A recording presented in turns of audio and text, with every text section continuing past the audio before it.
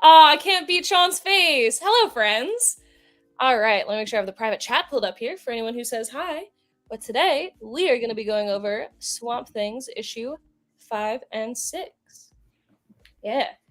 Some sick covers. I am quite fond of 5, and I actually really liked 5. I feel like the dichotomy between these two issues is the greatest between any two next to each other we've ever seen. Yeah, I was a little lost with 5, but unlike the first 4, these need each other to tell the complete story. Like this is actually where it starts become really building off one another. Not that it doesn't already do that, but you need 6 to really understand 5 from my perspective. I honestly kind of feel like you need 4 for 5 in this case too. Like That's true. picking up one, it definitely pays well to have read the previous issue. But reading 5 and 6 on different nights, I was totally lost when I closed the book after 5. Yeah, you said you had trouble 5. Honestly, I had more trouble with 6. I like both though. Aw, is this S'mores? Yep. Hi, S'mores. Everybody say hi to S'mores. Hi, S'mores. He's the nice one. He is. Okay, so these guys are pretty much completely opposite in theme, in my opinion. Tone, yeah. Yeah, right? So obviously we'll go over 5 first. But 5 here is going to be witches. Very very old school. Also, I love this first page. I love him dramatically ripping off the Ben Grimm float. Oh yeah, that's awesome. Like that's one of my favorite tropes in comic books. Like big monstrous dude, like, oh yeah, nobody's gonna notice me in this trench coat. Like you got Ben Grimm, you got Swamp Thing, you got the Ninja Turtles. He's 500 pounds. And what was it, 7'3"? 7'4". Oh, I'm so sorry. The last inch matters, obviously. Every little bit matters. But yeah, he's just wearing his little hat and his big old coat. But he ends up. This is pretty striking there too. Yeah, specifically when I saw this, I was like, "Wow!" It's also like the way he's ripping it off for me. Yeah, he's serving something there. But he's creeping around, our resident sad moss boy, and he finds himself drowning in water. I don't know. He seems like he's always like struggling in a river to me. I feel like that's been a trope that's happened a lot in the last like just 5 issues of just, oh no, I'm in water, need air, can't breathe. Yeah. I'm more likely to survive if I just swim at this point. Like it's for some reason like a thing that's I guess your plant matter, dude. You'll be fine. But this panel I feel like is so striking. But Swamp Thing is struggling. He's almost ripped to shreds by the tears of water that he's been struggling through trying to survive, and he comes out looking terrifying. Like, these 2 kids are hiding from, we don't know why, but some people are chasing them, and they're like, we're gonna go hide in this little cave. And they're like trying to catch their breath. They're trying to be quiet so these guys don't see them. And this thing creeps out of the water. We like Swamp Thing. We are team Swamp Thing. He's a nice little guy. But if you see this coming out of the water when you're all alone, that's terrifying. He's 7'4". It is terrifying, but they befriend him right away with no pause. Not an ounce of malice in their hearts. They're immediately like, oh, let's help him. Let's walk. We're not going to leave the cave until he comes to. Like, we got to make sure he's safe. Like, we got a new friend. Yeah, immediately. And you pointed out something that I didn't even notice. And I don't want to spoil it for anyone just yet. But if you notice, I didn't realize I had a banner up this entire time. If you notice, little Timothy here is playing with some flowers. And I just didn't notice that until I was reading your notes. And then I went back and I was like, what is he talking about? Foreshadowing. Yeah. Oh, I didn't notice that until because I always just do a straight read through one time and then I take the notes on another pass, like, oh, there that is. Yeah,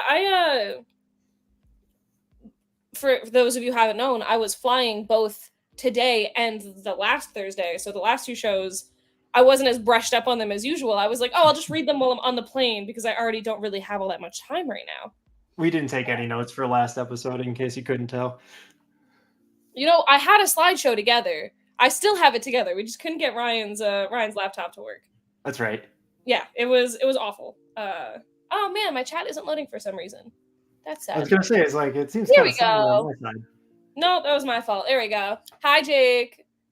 God, annoying football ad. How could you? How could you give me the ad money? Hi, Ryan.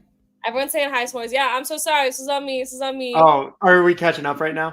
Yeah, we're catching up. It'll be Okay. 2 seconds, you know. It's swamping time. Schwampin time, Right. right? Swampy. Schwamper. All Schwamper. right. Ooh, that reminds me that I want to talk about something with pronunciation later. Okay. Okay. And so, you Is know, it with this issue? No. 6. Yes. All right. It's silly. And so, you know, he's in this cave with these kids, and these kids, it seems like a young adult woman, probably like really early 20s, like 20, and then a kid who's like, I don't know, 8, some little Timmy. And See, I read it as like if they were brother and sister, more like 16 and 10. Like sure, yeah. maybe they were just closer together, but I don't know if it's quite on these pages or if it's a couple pages later, but they talk about, or Rebecca specifically, the sister says how Timothy is Simple is the quote. Yeah, it's right here in the middle. simple is the quote, using, I guess, the terms of the time. Mhm. What would we call it today? Is just be like, you know, he's probably on the spectrum. Yeah. Yeah. He seems specifically like he's maybe like a little bit autistic, like high functioning, like he's Yeah. perfectly fine with everything. But again, it makes a little more sense towards the end of the issue here. Yes. Yes. And so, you know, these two small young kids are like watching over this big swamp monster, and they're like, all right, friend, you're up now, so we're gonna head out. And he just starts following them. He's like, absolutely not. I'm gonna protect He's these like a little guys. dog. It's like a dog. But like for real, this creature hasn't experienced much kindness from anything, and especially not from anything that has stayed alive. Yeah. And so he hasn't had a good luck with things staying alive. bad track record. Bad track record. By the way, I did do the death count from the first 4 issues. Okay. Should we Alex pause for that or come back around? We can mention it this time. I don't have a graphic, but we can definitely bring it up. All right. So we were talking about a death count. Issue number 1, Alec, Linda, and then 2 henchmen. Okay. Number 2, I have basically the unmen is it. Maybe it kind of looks like Arcane might have died, but you know, it's a super villain, whatever. But one of the unmen dies by the bathrobe. Mm-hmm. Number 3, it looks like it's just the Patrick man. That's so sad. Which is very sad, but very, is it Shakespearean? Yeah. Yeah, sure. And then issue 4, we have the pilot, and Ian McCabe, the Wolf Boy. Okay, Wolf Boy. So really not as many as I was thinking for these first 4 issues, but yeah. I'm sure it'll ramp up, you know? Yeah.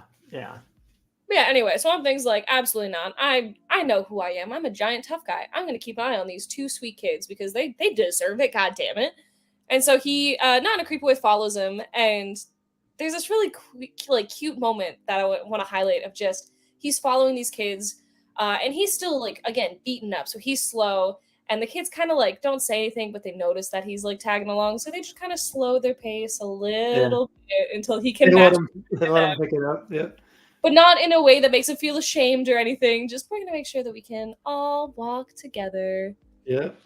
That cycle reminds me of the one scene from Batman the Animated Series when Scarecrow fights Batman with one. Ooh. Well, if you notice, this exact sickle from this guy who says his name way too many times, Jocko, yeah. He's been like, you can't mess with me, I'm Jocko, and just kept saying his name over and over again. But he slices off Swampy's hand. Which sucks, you know? That's your that's your Rick Grimes. You're losing your hand. It's like right there too. Yeah, it's like more than a hand. You don't have a nub, nothing. And so he loses his arm. He busts Jocko away because goddamn was that dude annoying. And these last 2 dudes have a little fire in front of him. And Swampy has a little PTSD moment where he's like, oh god, no. Now I'm thinking about the chemicals, the fires, the things that turning me into this creature. I can't do it. And so he takes a step back and he falls off the precarious cliff that, of course, all this fight is happening on. And, you know, he's falling into water again. And you see, we pan back to Rachel, who has been caught by Rebecca. What did I say? Rachel. Oh, you know, Rachel's a good name. And so she and little Timmy are caught by the townspeople, and Timmy is just kind of locked in a cellar. They're like, whatever, this little kid, will deal with him later, but her, we're going to stand her on trial because she's a witch. And they think that she, like, cultivated Swamp Thing herself to be a demon protector for her. And so they chain her all up, and they're like, all right, we're human after all. We're the nice guys, so you do get to have a trial. And so they take her up there for trial, and they're all sitting up there saying, you know, oh, no, she's horrible. And the main guy who's been doing all this, we pan down to this bottom right panel here, where you can see his entire family all having one leg. And he's like, we all have one leg because she cursed us. Obviously, there's no genetic disease here or anything. It's just that family cursed him.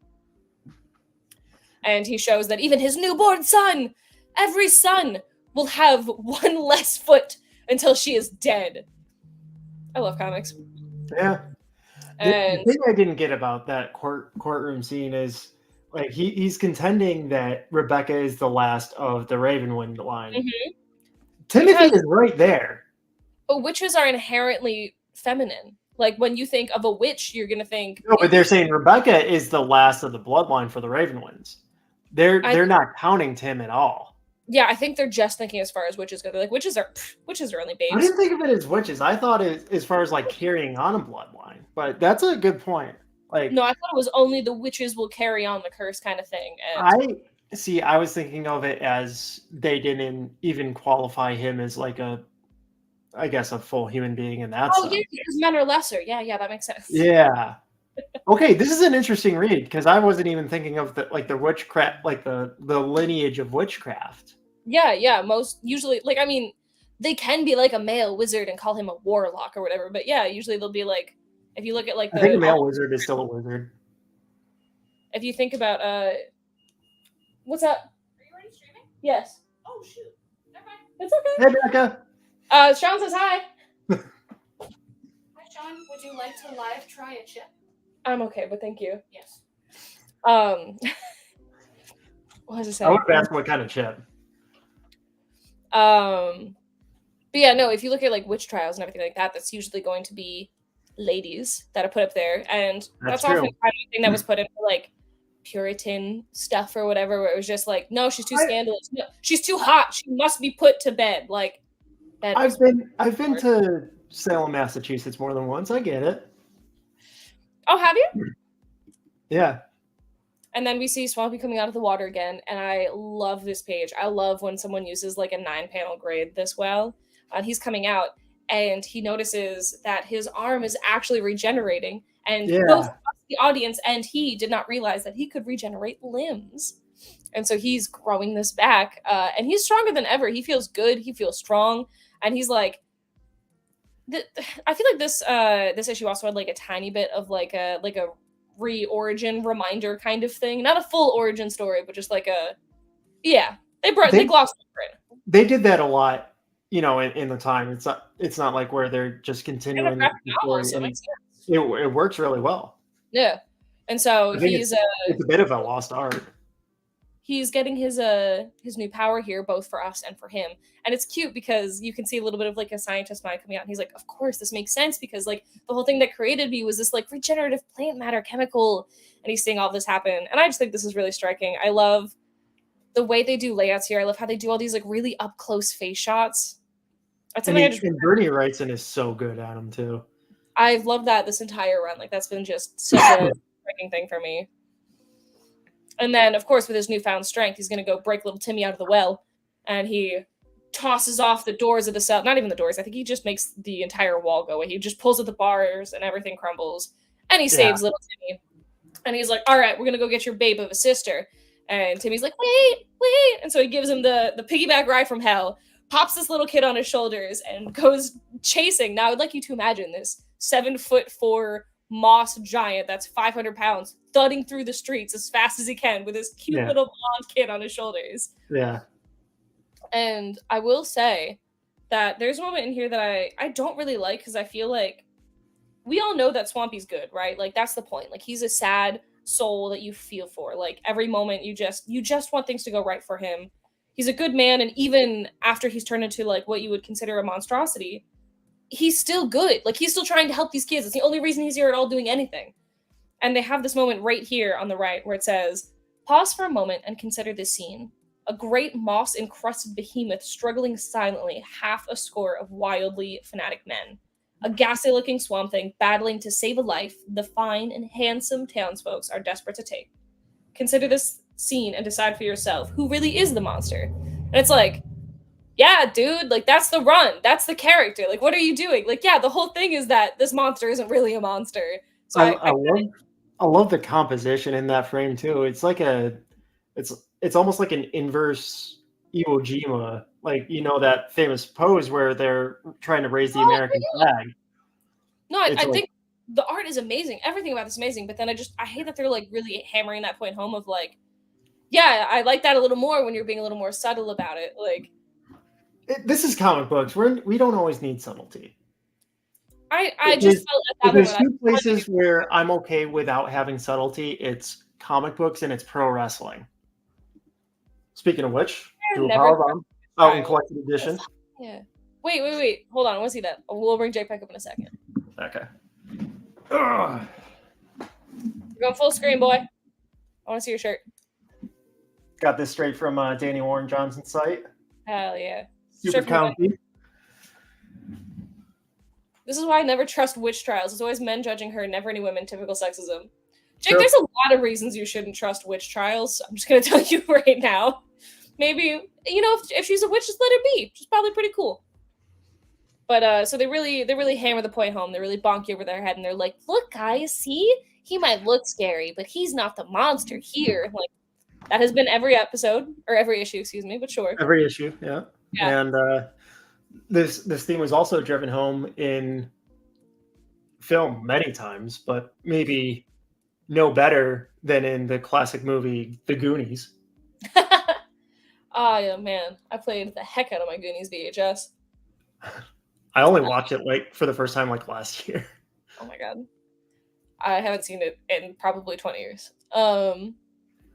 Yeah, Ryan and I are going to watch Frankenstein this week because the new book is out, so we've been kind of watching the... I actually got that. I don't typically care for all the classic horror monster stuff, but I love Michael Walsh, so I had to grab it. Ooh, and plus there's a Middleton cover beat. But yeah, Walsh, oof. Witch babe. That's what I've been saying.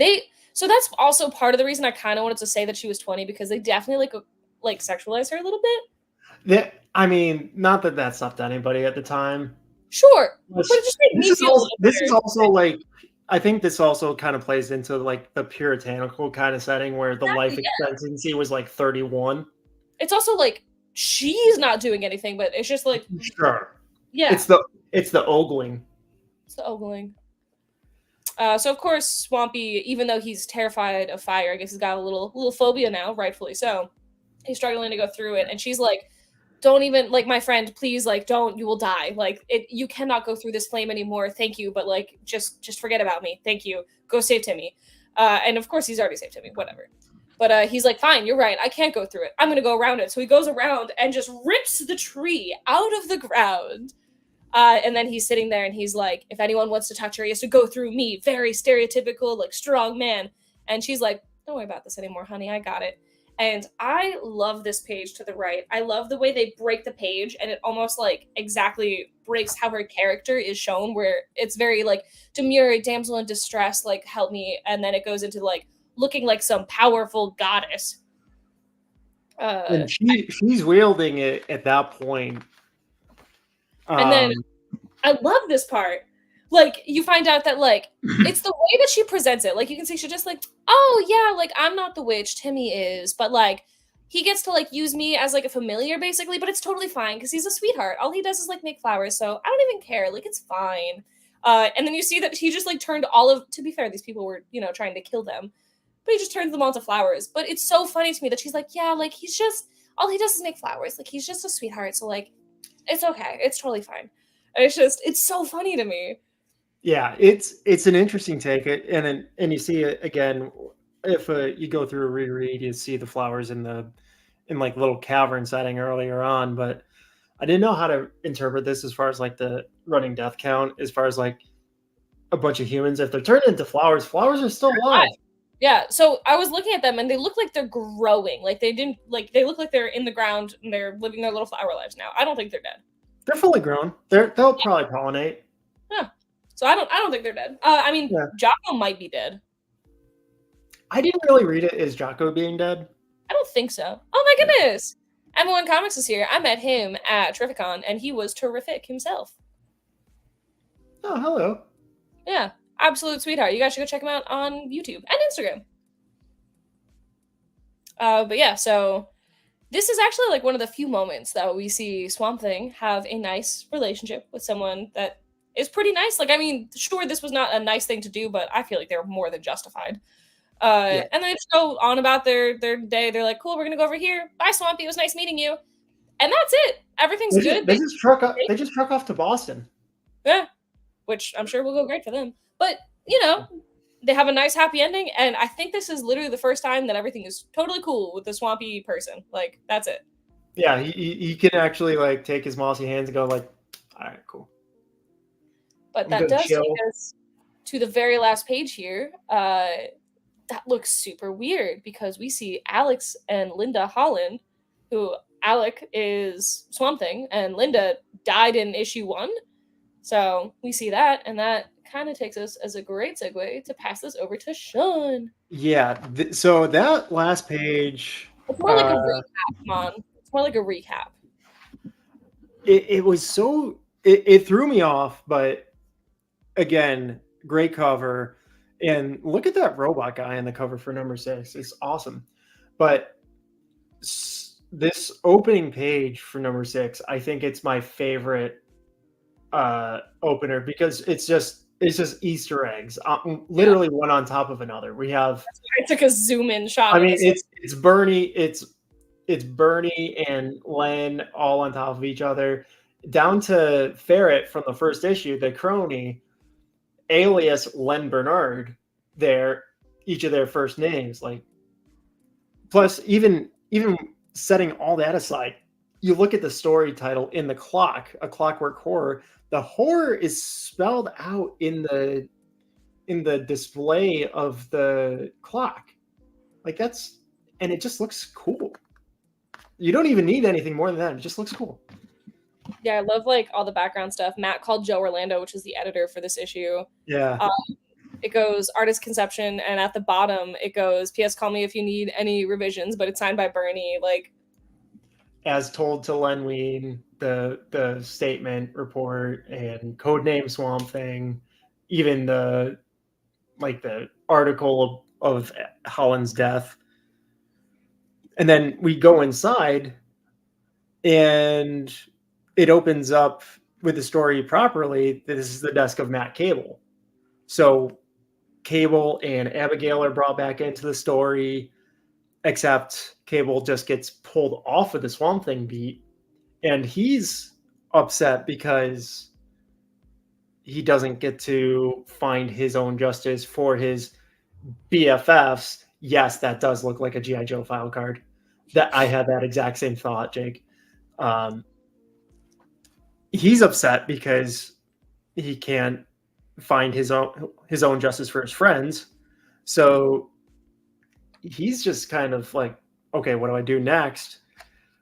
To where we see Swamp Thing trying, just like literally falling off of a truck and then being picked up by Linda Holland from the end of last issue. But also, like, the way I read it, it feels like maybe he like thinks that he's so disoriented, like he doesn't know for sure, because like yes, falls off a truck, falls down a hill, and he's just like, no. That's his perspective. We as the reader know more from the close of the last issue. Like, okay, this is someone that definitively at least identifies themselves as Linda Holland. So this is before like so many multiverse kind of things, but you get the gist. Entirely overplayed at this point. But we get there, and sure enough, Swamp Thing. Well, okay, I need to pause for a second, but fun but little known fact: Alan Moore wrote an issue of Swamp Thing one time. I wonder what issue that was. I mean, we'll get to it eventually. We should do something about that. It's cute because I'm reading these on the DC app, and at the end of each one, it's like Alan Moore Swamp Thing collection. Read it now. Like it's. Oh, they don't. So yesterday was the anniversary of Jack Kirby's birthday. So just seeing a lot of love for the king. And there's this badass photo of Jack and Alan Moore together. It's just like, man, that brain trust has got to be awesome. It was from like the mid '80s too. I haven't seen that. Oh man, I'll try to track it down and send it to you later. As we pick up in the story, we have Cable, Abigail, and the dog. Hell yeah, I was hoping you'd say that. Still no name. Just riding off and basically kind of doing their own thing for their own detective work. Meanwhile, we cut to the hidden hand from issue 1, and he's got an evil. The evil mastermind has a evil mastermind monkey. I was reading as some kind of strange, like, gargoyle creature. Looks like a monkey to me. Could be both. Could be a gargoyle monkey. Could be a gargoyle monkey. But we turn the page, and sure enough, Swamp Thing wakes up, and Alan Moore made an appearance on The Simpsons. I'm sure he'd fun doing that. That was his real voice and everything, yeah. The Watchmen babies. I remember that. That wasn't quite prime Simpsons, but it was still watchable at that point. So Jake, are you or anybody else in the chat a Simpsons fan? Ryan is getting into Simpsons right now because he's been enjoying a lot of like the memes and stuff. Ryan is getting into Simpsons just now. Like so I was trying to ask him if he's watched it ever, but I don't know. No. I don't know. Ryan, my sweet Ryan. Oh, yeah. He watched Beetlejuice for the first time the other day with me. Yes. You like Beetlejuice? Yes. You don't watch movies.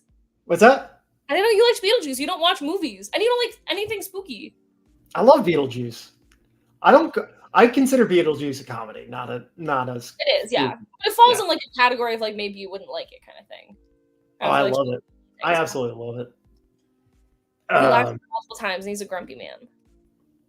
I don't know if he's talking about Simpsons or Beetlejuice. I assume Simpsons. Well, I watched the Beetlejuice cartoon as a kid too. You know, I have not gotten into it. I watched like one episode. I mean, I watched so much TV as a kid. But where I was going forward with The Simpsons is, I don't think I told Matt, but or Ryan, sorry, my knuckle tattoos in Klingon say monorail. I forgot. You showed me that episode too, and I still forgot. Oh, yeah, such a nerd. Go figure. The dude with the dude gets a madman tattoo, and everybody thinks like, oh, is that Shazam? It's like, no, yeah. Your Madman tattoo is my favorite. What's that? That's my favorite tattoo of yours. Your Madman tattoo. It's sick. Oh yeah. Going back to the story, Swamp Thing wakes up, and sure enough, my name's Alec Holland, and this is my wife Linda. Is like, what? Yeah, I feel like he still doesn't believe it, but he's like, I mean, I guess I'll go along with them for now. Like, I want to know what's up. Like, and this is still early enough on in Swamp Thing's development where it's still overwhelmingly difficult for him to speak at all. Do you go for the Steelers? Do you, Tessa? I like the Steelers. I haven't watched a lot of football in the last few years, though. Honestly, I don't watch football. Period. I go to like Iron Pigs games because they're so close. They're fun. But yeah. So, I mean, Swamp Thing doesn't really talk much. So he's just kind of like taking it all in and just kind of following along with probably having an out-of-body experience at this point. And then he ends up at this weird clock dude, and to the point where his name is Clockman. That's how you where you wanted to talk about the pronunciation? I think it's got like a disgusting on the front. I think it's Clockman. Because I spell it like Kchlo. Clockman. Clockman? Because I think they're trying to make it a little too subtle to just be money. I'm still a little congested, so I don't think I can do anything justice here. Clockman. No, I don't have my water bottle nearby, so I definitely can't do it. Clockman.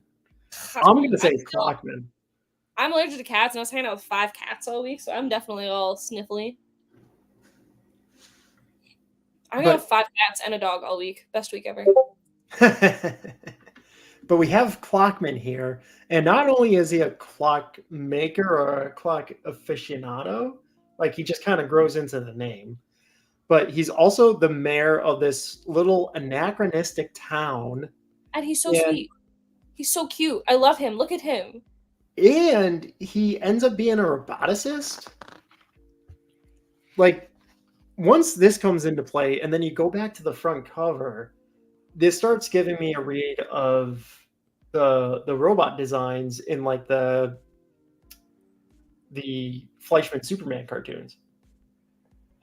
Like those stark designs, and not like capital S Tony Stark, but just like really almost supernatural steel kind of stuff.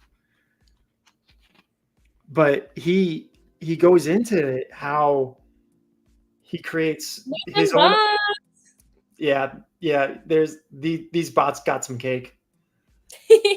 Look at that one that's just chilling on the counter with his hand, just like yeah. See, I can't stop looking at the one that's like right next to the full-bodied one's foot, just the like derpy skull. Yeah. Yeah, I have this one coffee mug that Becky Cloonan did that just has a whole bunch of different skulls on it. I love it. She's so cool. Yeah. But yeah, I feel like he's not doing anything bad. He's doing stuff weird for sure. It's a little bit weird, but he's basically designing his own little utopian village, and with his robots, and he's eliminating those commonly negative traits of humankind. And where Alec and Linda come into it is that he actually applies the physical traits of these deceased individuals. Yeah, he's looking at obituaries and he's like, that's what I'm going to model all my guys off of. Yeah, which... And he says it in a very sweet way. He's like, I don't really know why, but maybe it's a chance to give them a second chance at life, and maybe it's people a second chance, because he's making these... It's not nefarious. There's never any subtext here that he's trying to take over the world or anything, or kill anybody with this. It's just like, I want to live at peace. It's like, honestly, you're not hurting anybody, dude. Like, sure. I love him. I want to be friends with him. I want to live in his weird. He's got some cool shorts.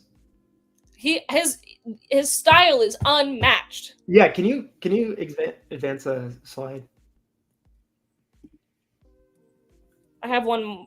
Yeah, this is so. If we pan out away, Linda is giving Swamp Thing a little botanical tour or whatever. And he's about to give her a botanical tour of her larynx. She says this cute little thing when it starts raining, and she's like, come on, silly, like, come on, we gotta go. Like, do you want to rust? And he's like, what?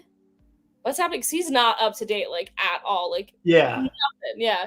She's like, that was a silly idiom to use. And he's logically understanding that this is not Linda, and this is just, like, some robot, like, thing. Not even human, yeah. Yeah. This is not a full individual.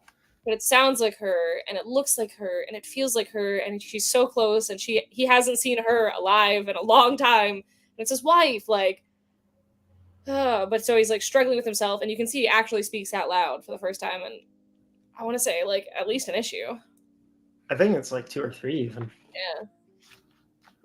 But it is just like, he almost has like that kind of thought to him. It's like, I need to stop.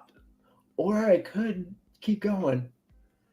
It's like saying, like, I know I need to stop, but, like, that being said, my hands are not moving anywhere. Like, I just one more moment of being able to touch my wife. Yeah, like, it's fine when it's a bag of chips.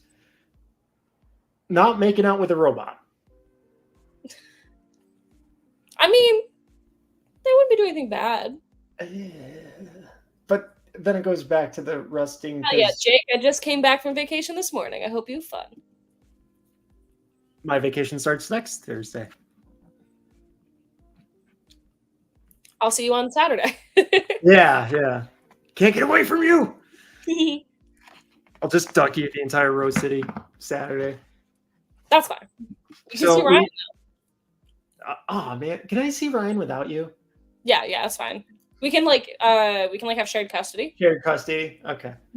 Which is like, oh wait, I want to wait till the end of the issue to bring that up.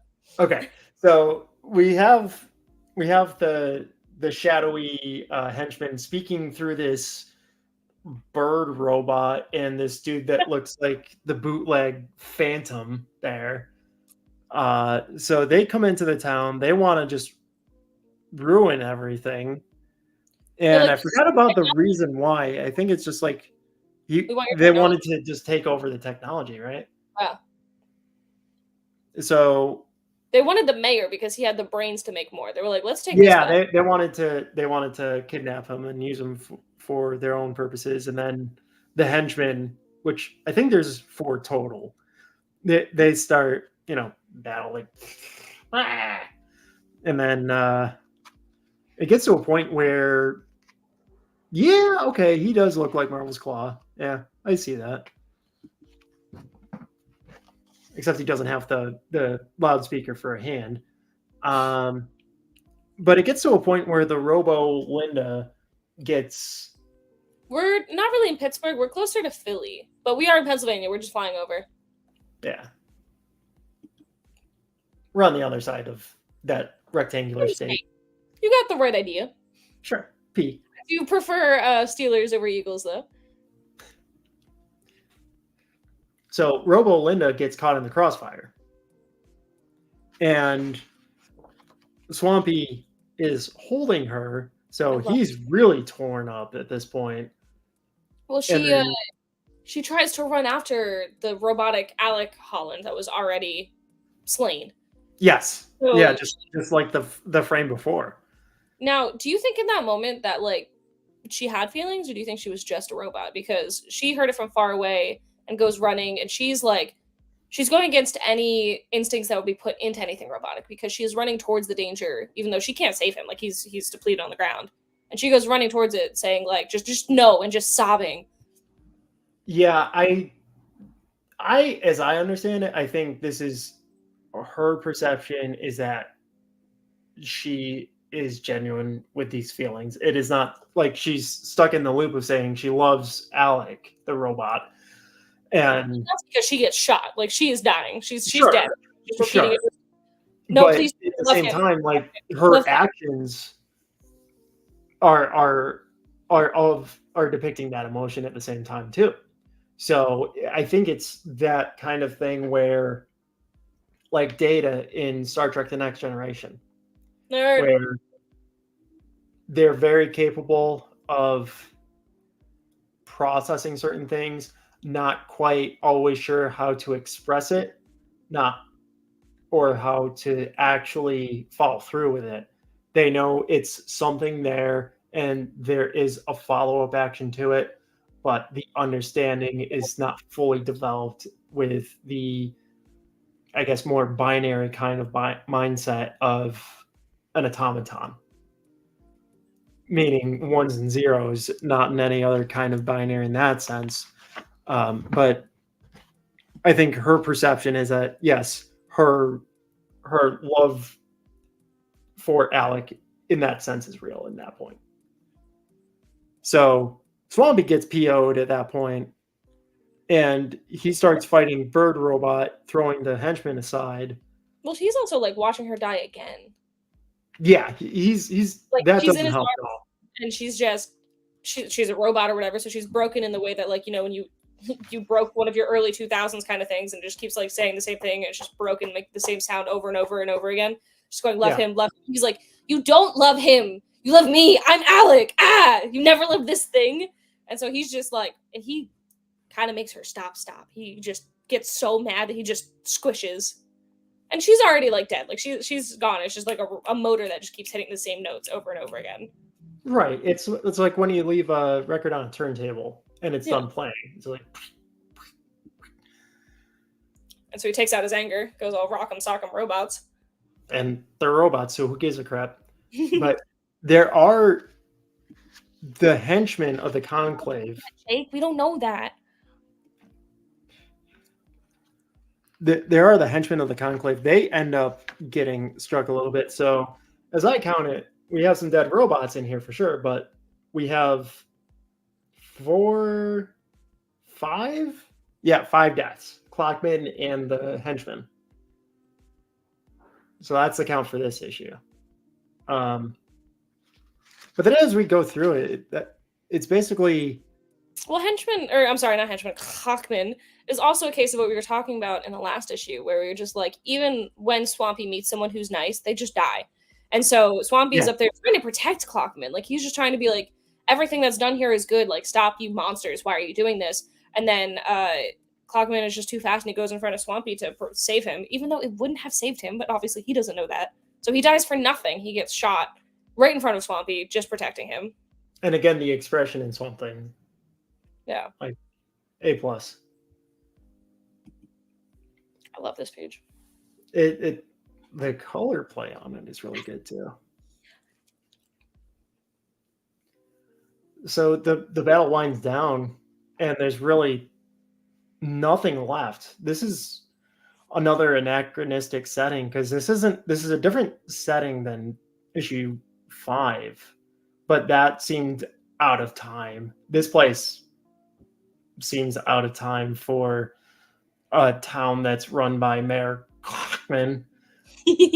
And so it's like, are we still in the 20th century at this point?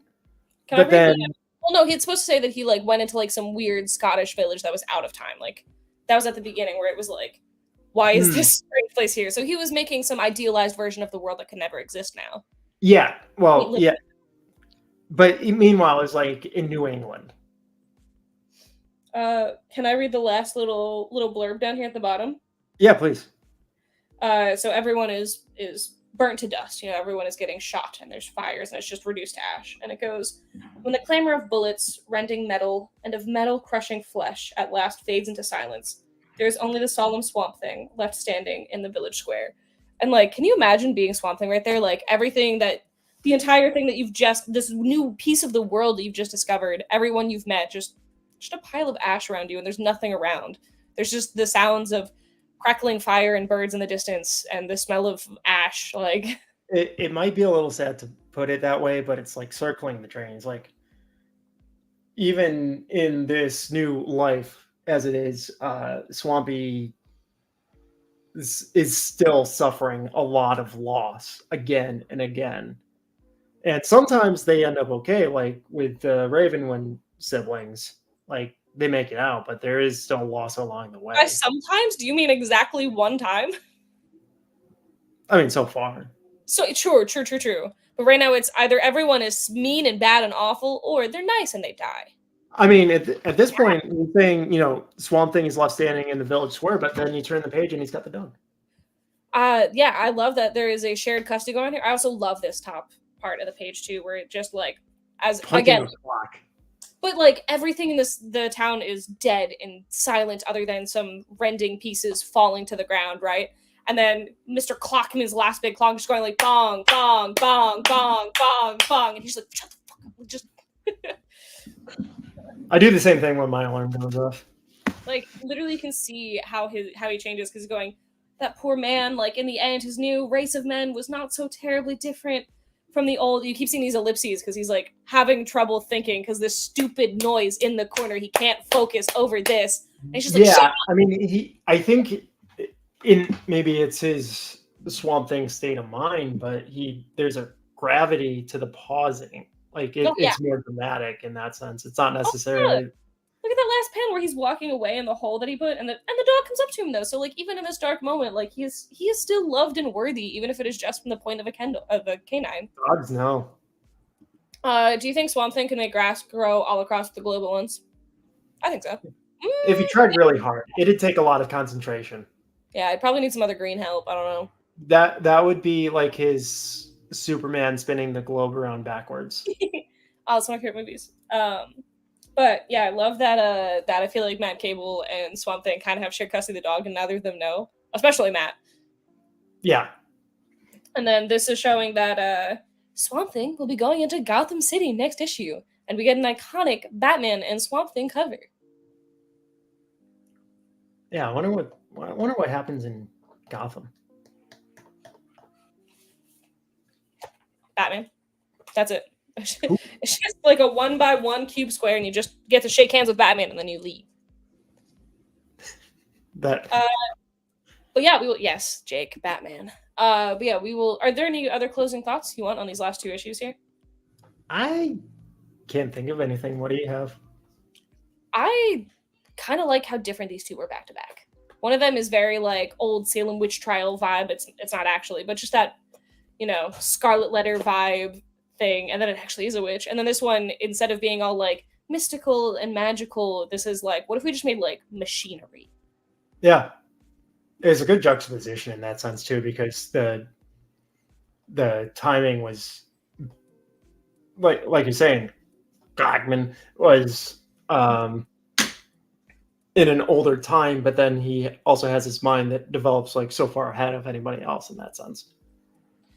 Jake, we will not be here doing Swamp Thing next week because Sean is taking a little vacation. But if you want to hang out and with me and Ryan, we are going to be doing Batman Arkham Asylum. So you can come hang out with us as we talk about that. That's my first time reading it, which I know is a sin. I know, but the serious, the Grant Morrison. Yeah. Ooh, I haven't done that in quite a while. The Absolute just came out last week. Oh. Yeah. So we'll be going over that next week since Sean is going away, but I kind of just want to keep doing my Thursday show, so we'll put a pin in Swamp Thing until Sean will be back with me the week after, and then we'll join. Yeah, I will literally be flying into Portland like right at our start time. So I am flying into Seattle. So I'm going to Ryan first. I'm going into Seattle at like 10 p.m. We're like driving for a little bit and getting a hotel on the way to Portland, sleeping for the night, and then driving the last like hour or two over to Portland. It's probably gonna be like an hour. Last like hour to Portland in the morning. What is it, Seattle to Portland? Is it like 3 hours? Ish, yeah. Yeah. Well, he has to drive like an hour to get to the airport because he's not actually in Seattle. He's just near Seattle. He's just in the ocean. Yeah. He lives in like, no, it's a lake. He lives in a pineapple under the sea. Gross. But yeah, so he'll drive an hour up to the airport, and then we'll drive for a little longer. They'll have like last stretch in the morning. We'll be there all day Saturday, and then Sunday we'll go on back, and then I'll hop on the plane. I'm just there all day Saturday, and that's it. Man. Jake really wants to know if Steelers doing well in the G.I. Joe team. I don't know what that means, but he said it a bunch. I don't know G.I. Joe, Jake. I'm so sorry to disappoint you. I'm working on it. I know a fair amount of G.I. Joe, but I'm blanking on Steeler. I thought we were talking about the Steelers like football team at first, and then that's what I thought. Yeah, and I was like, oh, neat, Steelers doing well. There is a G.I. Joe named Steeler. I believe you. I just don't know what that is. Okay, Sean's gonna enlighten me. Yeah, no Swamp Thing next week. We'll be doing Batman next week, and then next week after that, we will be doing Batman and Swamp Thing, and Swamp Thing number 7 ending. Yes. He's one of the original members on the team, according to Jake. Oh yeah. He was pictured with the Mobat. We're not speaking my language right now. They're hovercraft. Colin's language, got it. I don't understand Colin's language. Colin and I don't speak each other's language, but we can recognize each other's language. So we go, look, I don't know what this is, but you like it. Yeah. That's all we do all day. Go, I know you will appreciate this even if I can't. What is this? Here you go. I'm reading the Larry G.I. Joe comics. They're great. I backed that Kickstarter, Jake, so I will be reading it at some point. I have no clue when. There you go, Jake and Sean. I read a bunch of it. The saga, like in the 90s issues with like Snake Eyes' face and origin and all that, those are some of my first comic books ever. Over the past couple of years, I got some of those signed by Lee Weeks, like some awesome artwork on there. Yeah, I know. He's your bro. Swoon. That's the best part about living what we do, because sometimes we get in like old Daredevil collections and he's just signed below the insignia. Ugh. But anyway, same bat time, same bat channel next week for just Batman. Actual bat time and bat channel. Yeah. No Sean, but you get a Ryan as a consolation prize. And the week yeah, you get an upgrade for a week, suckers. Nah. He's a grumpy man. Like I'm not? Bye, Jake. Have a good night, everyone. Clockman. Clockman.